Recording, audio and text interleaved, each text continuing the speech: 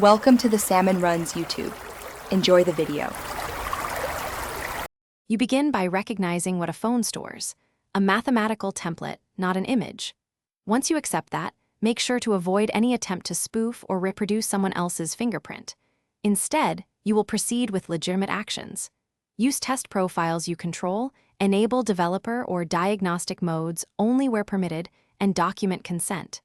This is how you prepare for safe in-device fingerprint experiments, why it matters for privacy and law, and what baseline settings to confirm before moving forward. Now you perform the controlled procedure with consent. Enroll a test finger on the device and record enrollment logs for analysis. Make sure firmware and security patches are current, and toggle any available diagnostic modes to capture sensor metadata. You will capture false reject/accept rates and environmental variables, lighting, moisture, pressure, that affect results. Keep a chain of custody for test devices and avoid sharing templates. This approach explains how and why each measurement helps you evaluate. To finish, validate findings through repeated trials across conditions and document variants.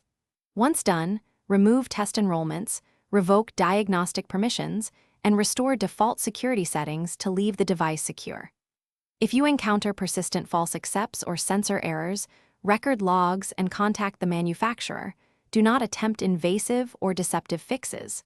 This safeguards users and preserves evidence for legitimate troubleshooting. One troubleshooting tip: if enrollment fails repeatedly, reboot, remove screen protectors, clean the sensor, then retry before deeper diagnostics. Thanks for watching. Consider subscribing if we helped you.